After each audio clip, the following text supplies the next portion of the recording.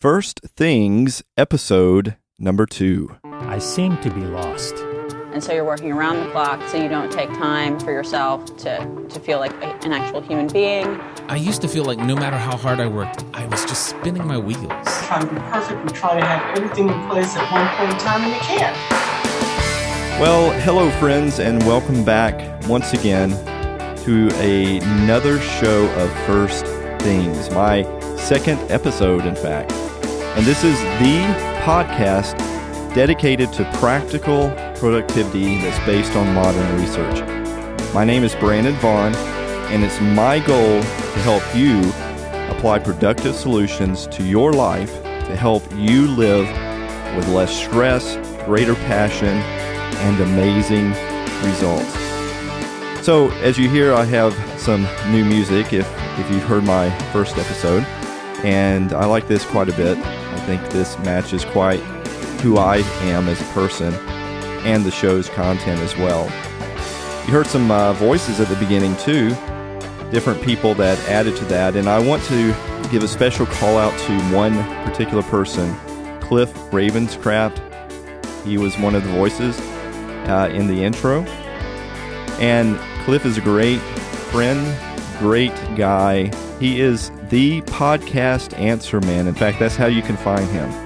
podcastanswerman.com. Great guy. I think one of the rare breeds in life still. And he is my teacher for podcasting. So he's taught me everything that I know in order to be able to do this show. So Cliff, don't know if you'll even hear this episode or not, but thank you. And also thank you for being a part of my intro as well. So, today, I want us to talk about our thoughts. And you'll notice that many times in our podcast that sometimes we'll deal with some very practical things, like how you handle your email and how you deal with that. Very practical type of stuff. Sometimes we need to talk about some very specific things that may be more abstract, like today, our thoughts, and how our thinking can get us into a lot of trouble. Today is about stinkin' thinkin'. So, how our thoughts can stink up the place, and we want to actually deal with that in some detail today. And there's a great article by David Burns on Psych Central, and I'll have a link to that in the show notes on my blog website, firstThingsProductivity.com. You can go there later to get a direct link to that. And he wrote about 10 things, 10 different examples of what he called stinkin' thinkin'. And I'm going to use that as a springboard for what we talk about today. A little bit different, but kind of similar to it in so many ways. Now, I don't know if you've ever really thought about it, but we all talk to ourselves. And sometimes I think we're afraid to even admit that because it makes us feel like we're weird or strange in some capacity, but we all do it. We all carry on this inner dialogue all day long with ourselves, and there's nothing wrong with that. It's just part of being human. And the fact is, there's a lot of these types of discussions that go on in our head that are good. Some of them are not so good. They're actually against us, who we are. And how do you know the difference? I think we should talk about that right off the bat. How do you know the difference between a good thought and a bad thought? How do we know when it's part of what I'm calling this stinkin' thinkin'? Well, I think anytime our thought is something that we use against ourselves or as a judgment to ourselves, and primarily we use it as an excuse for why we are incapable of doing something, then that's when it starts becoming what I call stinkin' thinkin'.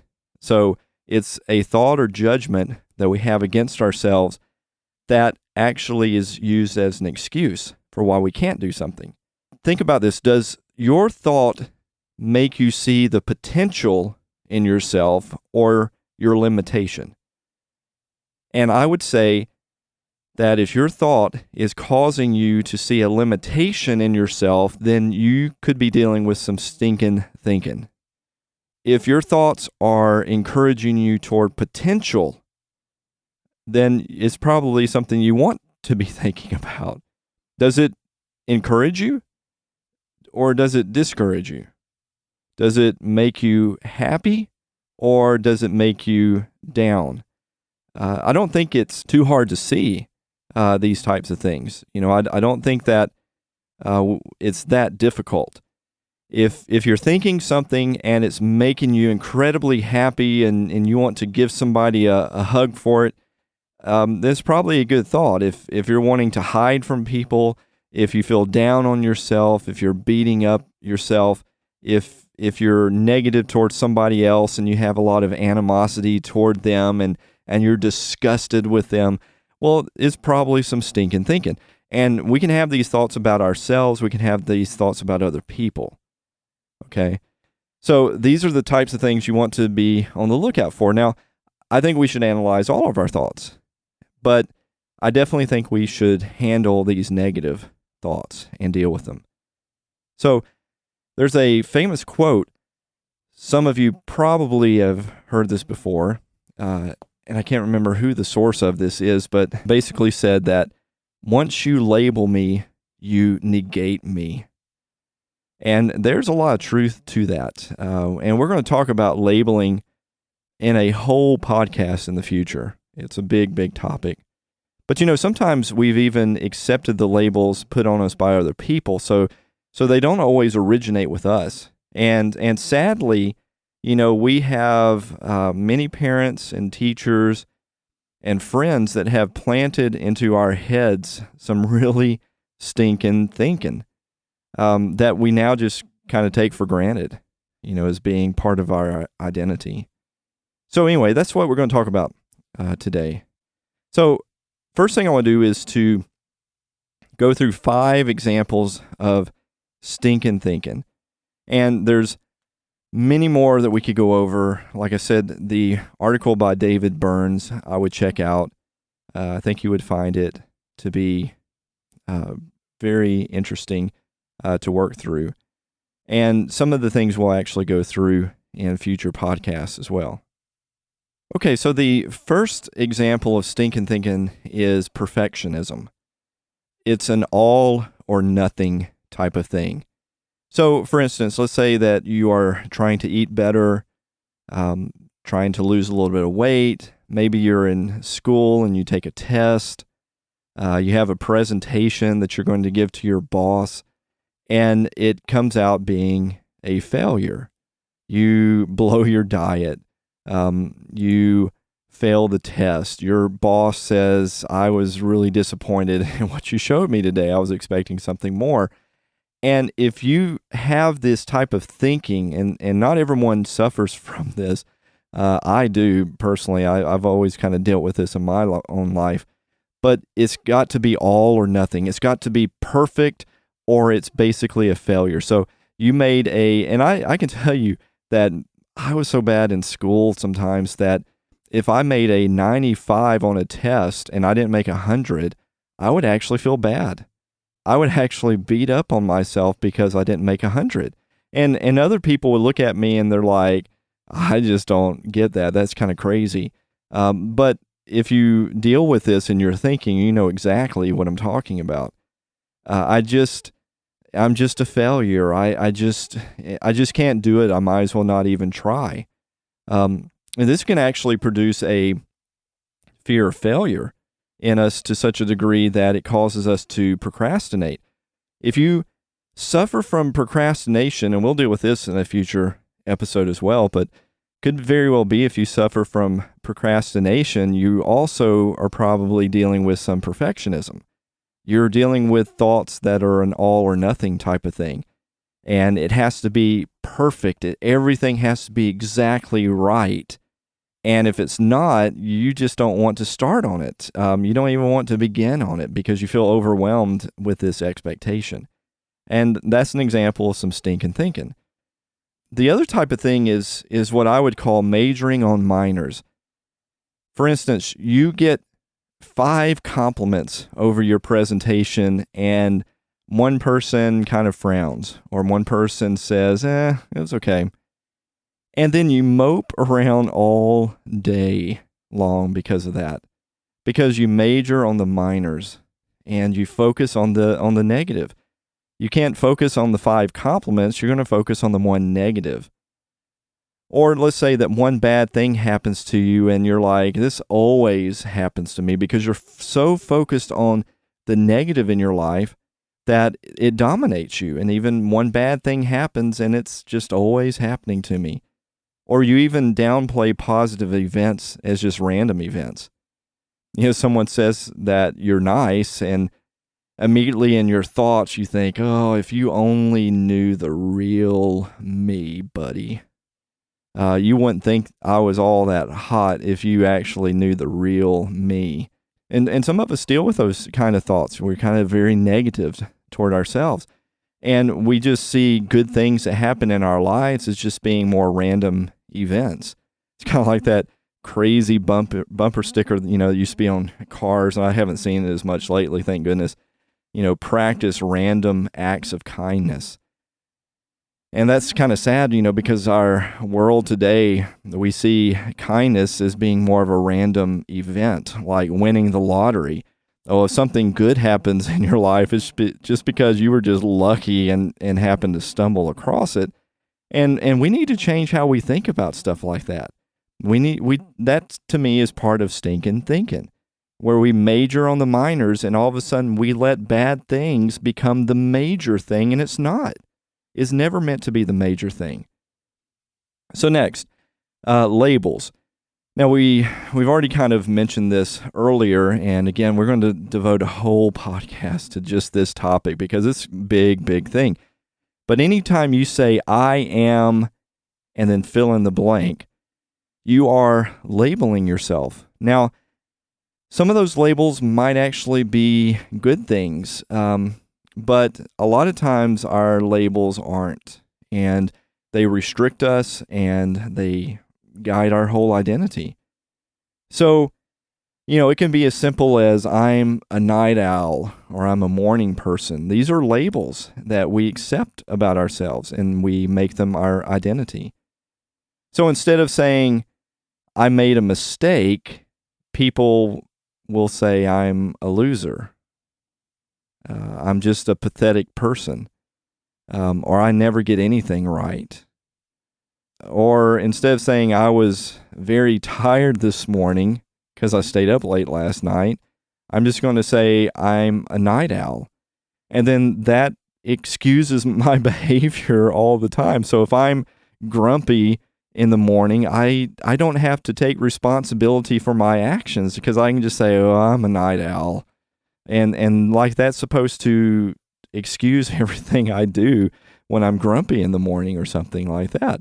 They're labels that we use as excuses so that we don't have to explain ourselves and so that we don't have to, push ourselves toward a higher potential. We can settle for something less and just accept these kind of labels. Or instead of saying, I prefer times of solitude, then we label ourselves, I'm just an introvert. So we accept that label. Or instead of saying, I want to lose weight and be healthier, we label ourselves and we just say, I'm fat and nobody would even find me attractive.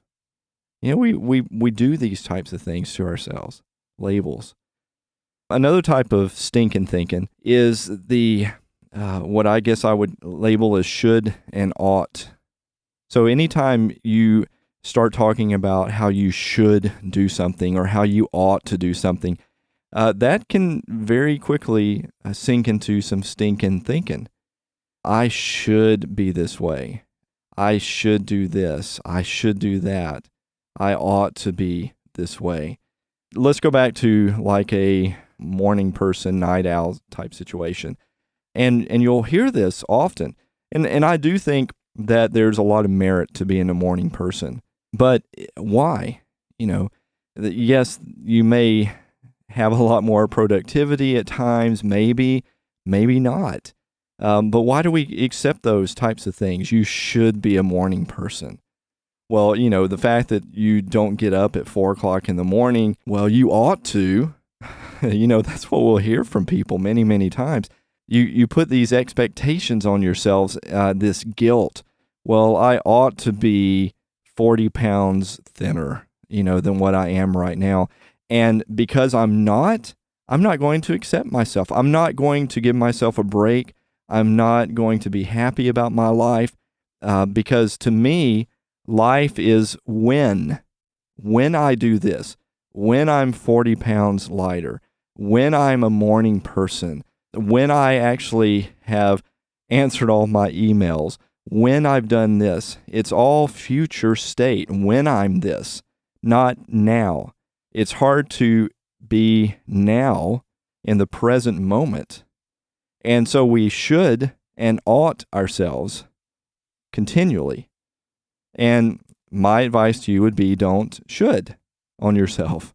Don't ought on yourself. Be very careful with those types of things because they can lead into a lot of stinking thinking. And the last thing is kind of a personalization and blame. And a lot of these things kind of cross over.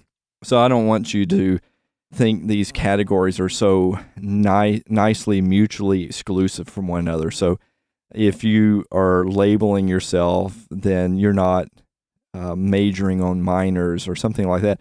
Because many times you probably are majoring on a minor by labeling yourself. You're majoring on a minor by declaring an all or nothing attitude toward life.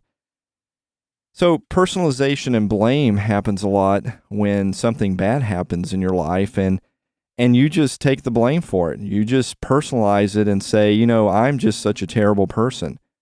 So you have a child maybe and your child performs bad and you say, if only I was a better parent, this would have never happened.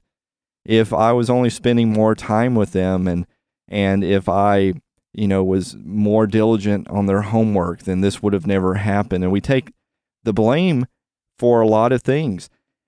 Now, granted, there may be times when maybe it is your fault, but instead of picking up the pieces and going forth and learning from that and saying, okay, I'm not going to let this happen again. I want to learn from it and approach life differently next time. We will just stop in our tracks and live in the past and say, if I had only had done this, then life would be so much better. And we restrict ourselves so much in those types of things. So these are some examples of some stinking thinking that we have. So now what I want to go into is some action steps that you can take if you are dealing with some stinking thinking in your life. Because one of the things I don't want to do in this podcast is to just talk about things, about what could be issues and problems, but to also get into some real action steps and how we can actually deal with this type of stuff. So the first thing is that I would advise you, if you know you deal with some stinking thinking in your life, and probably everyone does, is to take some time off and think about, who are you? How do you view yourself? How do you view people and humans in general? And by that, I'm not asking what you do. I'm asking who you are. So if I ask somebody, who are you? And they say, oh, I'm a secretary or I'm an engineer. And I'm like, no, that's what you do. That's not who you are. Because you could do something different tomorrow. You could start up your own business and now that's not your identity anymore, an engineer or secretary. Well, I'm a stay-at-home parent. No, that's not who you are. That's what you do. And that's why so many parents, for instance, have problems when their kids go off to school, because their whole identity is tied up in that. And they've defined who they are as that. Or you'll see when people retire many times that a year after they retire, they look like they're on death's bed because they based their whole identity on what they did. And when what they did wasn't there anymore, they didn't know who they were. So who you are and what you do are not the same things. And many times we allow stinkin' thinking into our lives because we have a very low image of ourselves or other people. And instead of seeing life as this mystery, as this adventure that we're on, we see it as this drudgery. And if only we had this, if only we had more money, if only we had more time, if only I had a better house or a better job or a better spouse or a better whatever. We always live in what if and when, and never embrace the magic and the mystery and the adventure of the now. So I think a lot of it, like that of a caterpillar and a butterfly, the mystery of that. You know, a caterpillar, I don't know much about science. I'll be honest with you. I'm not a science nut by any means. I don't study it. It was the one thing in school I never really enjoyed as much. But I think I know enough about caterpillars to know that they are not worms. Although they could be mistaken for a worm. But, you know, caterpillars have legs and worms typically don't. And, you know, somebody really scientific is going to listen to this and write me and say, oh, you're all wrong. Let me tell you why. And that's fine. I don't know. But I'm pretty sure that a caterpillar is not the same delineation as a worm. They look similar, but here's the difference. The caterpillar has this amazing potential to be something more. And you don't look at a butterfly and say, wow, look at that extroverted caterpillar. You don't say that about a butterfly. The butterfly has a brand new identity that is different than that of a caterpillar now, even though it was a caterpillar once, but now it's a butterfly. Nor do you look at it and say, you know, I think caterpillars are just worms, and look at this butterfly and say, man, what a fat-looking worm, and why does the worm have all these wings on it? What's it trying to even accomplish? That's kind of stupid. No, you are this amazing butterfly who can fly. That's who you are. If you just will spread your wings and fly. Now, if you catch my analogy here, you may be a butterfly and still hang out with your caterpillar buddies, or you might even have some stinking thinking and even start thinking you're nothing but a worm, although you're not, but you think you are, and because you have some similar characteristics, or you used to have some similar characteristics, but you don't even see who you are anymore. So you might actually believe it, that you're nothing but a worm, and start thinking wormy thoughts. Might even go get you a nice degree from Worm University. I don't know. The sad thing is, you look in the mirror with your beautiful butterfly wings spread out, and all you see is a worm. I'm just a worm. And I'm here today to tell you that you are not a worm. Some of you have not sprouted your wings yet, but the potential is there. You have the potential to be something more. Some of you have sprouted wings and you can fly, but you've let your thoughts or what other people have convinced you or told you about yourself, and you believe you can't fly and that you're just some common worm, when the truth is you're not a worm and you can fly. And I want you to think about this and dare to believe that you are something different. Second thing I want to encourage you to do, and I've got 10 things, by the way, to encourage you to do, and these are a little bit shorter, but quit saying I'm blank and fill in the blank. I'm this. Or if you say it, stop yourself and ask what am I saying? What am I telling myself?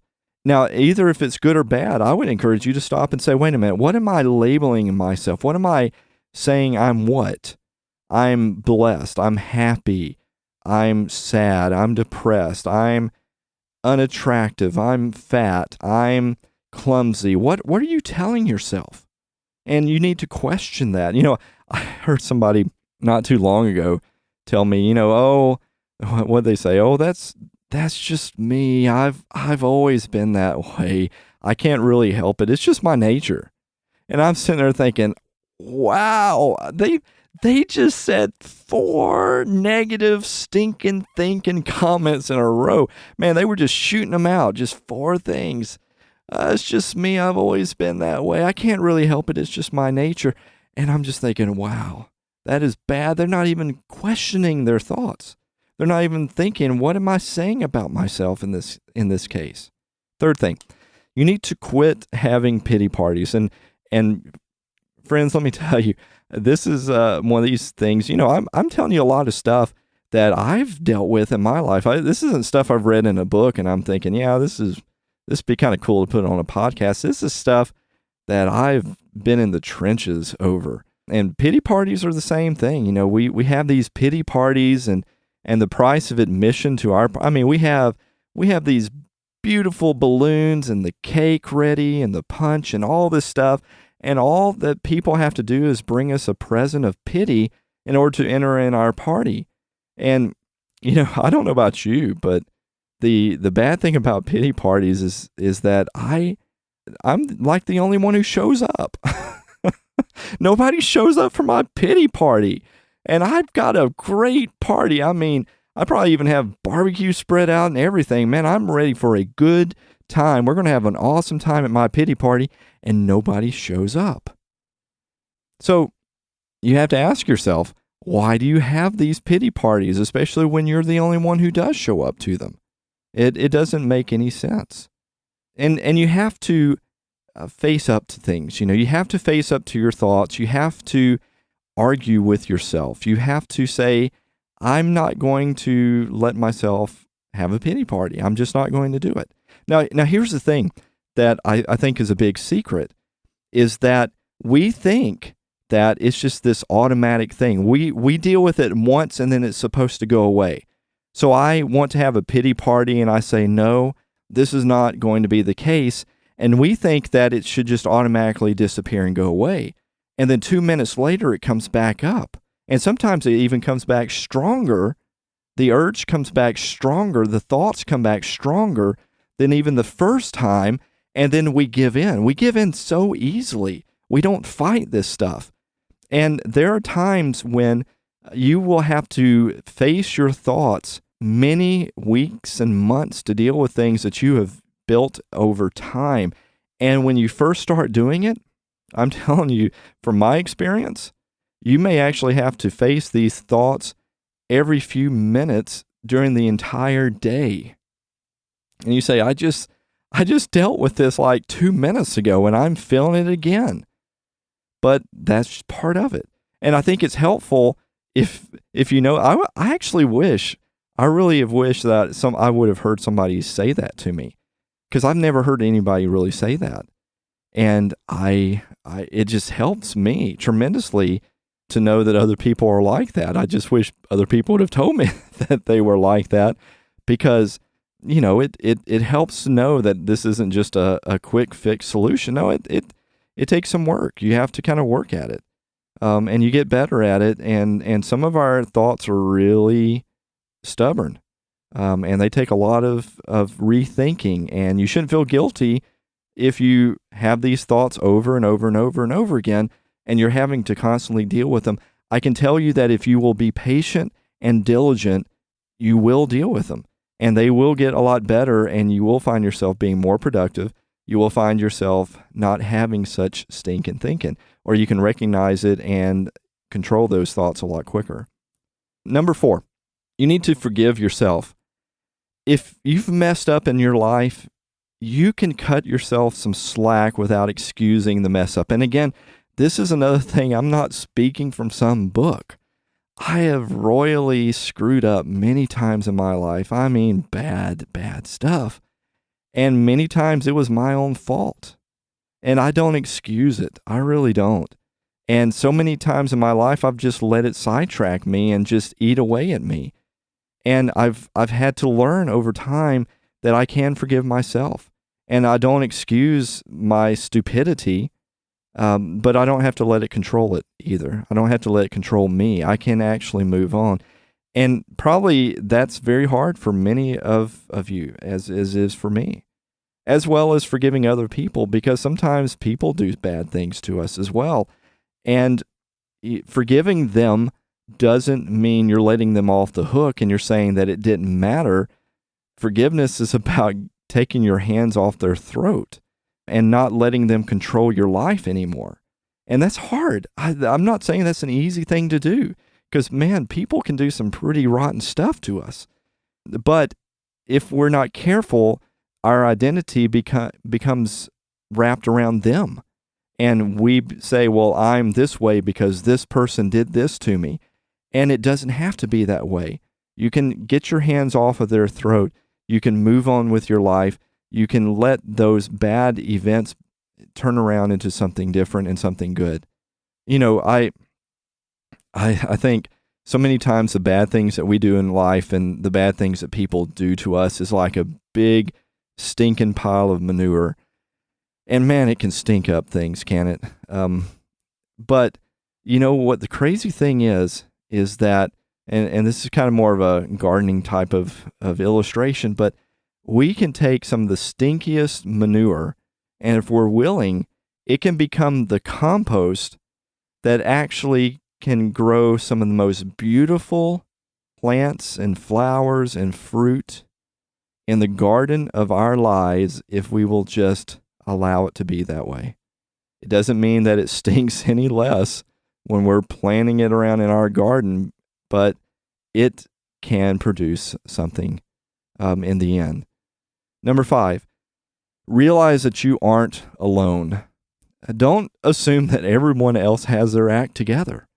And I used to think this quite a bit. You aren't the one that's late to the party, and everyone else has the inside knowledge about how to live life.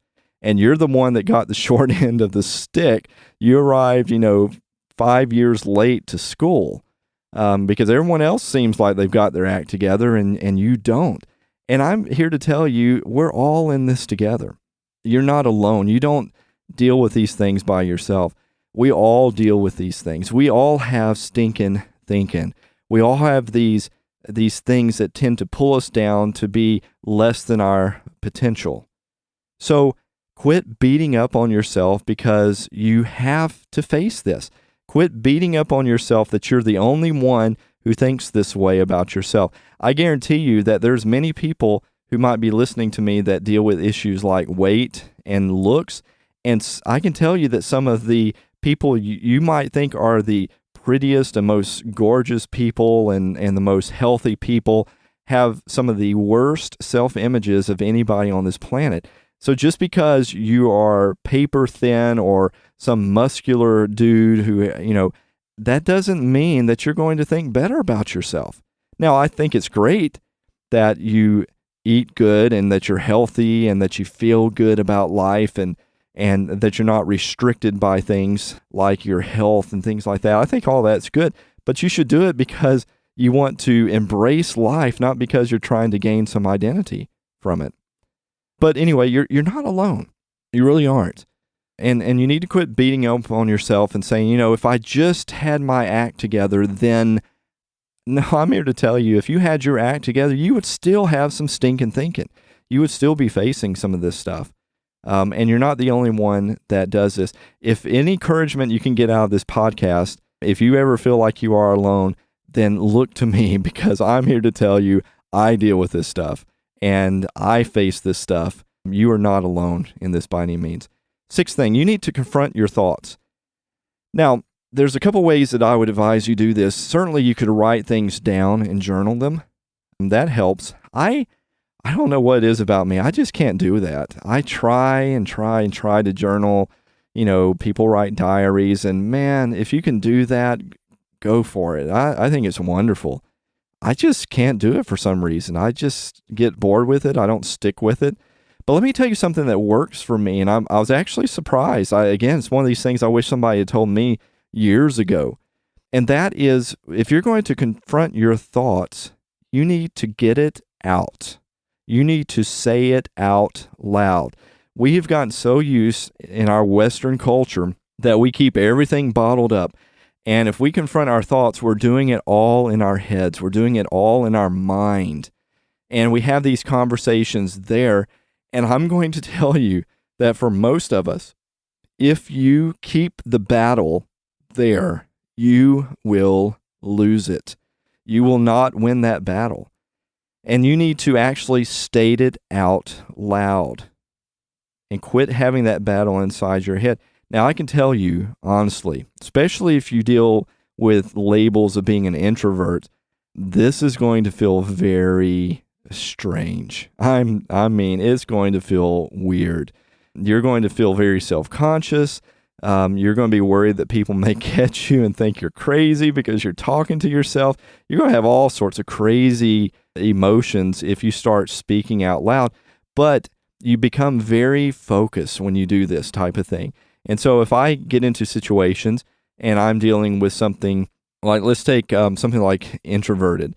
If I feel introverted and I start, sweating and I'm thinking, I don't want to say, I will pull myself aside and I'll go into a room. If I can, I'll take a walk outside. I'll do something, and I don't have to be like screaming at the top of my lungs. Although it might help some of you to, go somewhere and scream for a little bit because you have so much bottled up. But I'll just say, Brandon, stop. What are you talking about? You're not an introvert. You may prefer solitude, but you are not an introvert. You are not going to accept this label about yourself. You're going to go in there, and you don't have to carry on a conversation with this guy, but you're going to go in there and say hi, and then just walk away. You're not going to shy away from this. You're not going to be looking down at the floor and pretend like I'm in deep thought just so this person passes by and I don't have to say anything. No, you're going to go in there and you're going to look them in the eye. You're going to say, good morning, and then you're going to walk off. I'm just giving this as an illustration. Anything that we face, things like I'm fat, I'm unattractive, you need to face those thoughts, and you may actually have to speak it out loud to knock some sense into yourself, to say, wait a minute, what am I doing here? What am I actually buying into in terms of my thinking? And don't live with that. And we'll deal with that a little bit more maybe in a future podcast as well. Number 7, you need to replace your thoughts. So it's not enough just to confront your thoughts, but you need to replace your thoughts. Again, we'll do a whole episode on this at some point because there's a lot here. But instead of just saying that's me and saying, no, I'm not going to think that anymore, you need to replace that with something. You need to think something, and this may be part of what you're saying out loud. And you say, well, that's just me. And you say, no, wait a minute. That was me. Correct yourself. Tell yourself what it is you're going to think. You have these thoughts that come in your head and you say, I can't help it. And you say, wait a minute. Well, I can change that if I work on it. Or instead of saying, well, that's just my nature. Wait. That's what I used to believe was my nature. So number 7, you should replace your thoughts. Number 8, ask somebody for help. Now, if you really, and this podcast is not meant to treat, clinical type of issues or medical issues, definitely you need to seek professional help. If your thinking is really off the chart bad, don't be ashamed to ask for help, professional help. We all need it from time to time. Sometimes our bodies get out of whack chemically, and sometimes our thinking can really get bad, and it may help to have somebody.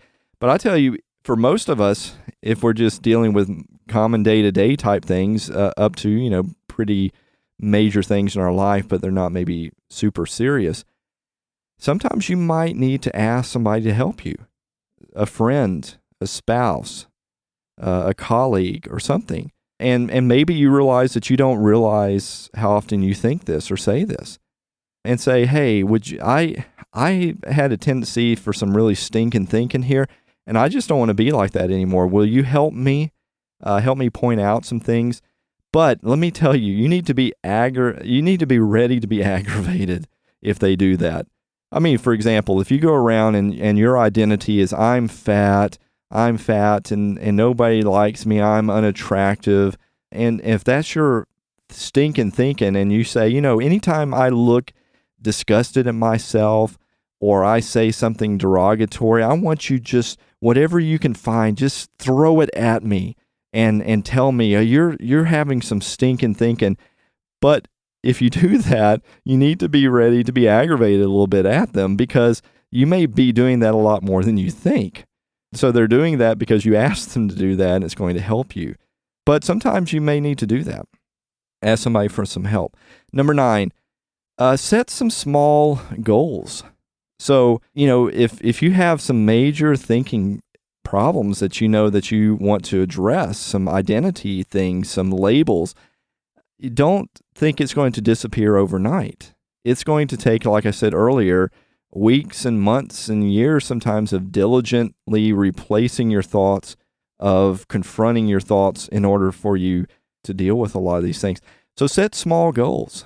This week, I'm going to find at least 2 times in which I have been controlled by thoughts of being clumsy. And I make excuses and I beat up on myself. I'm going to find 2 instances in which I do that, and I'm going to deal with them. Set some small goals and find something that you can do this week. What can you do this week?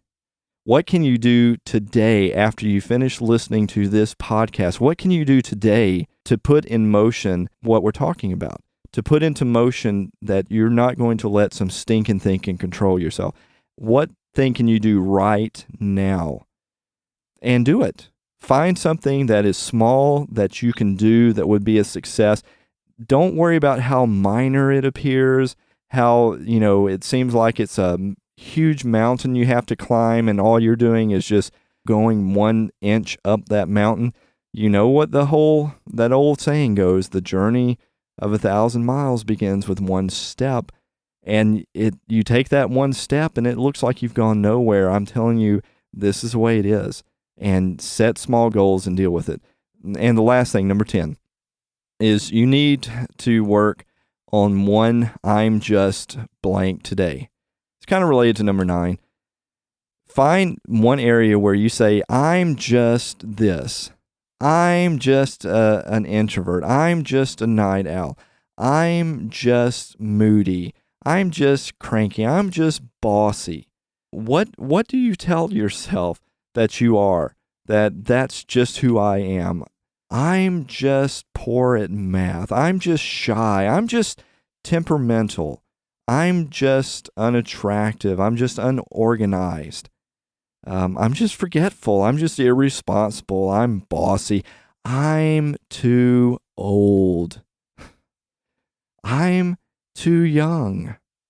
What label do you accept of yourself? And work on that today.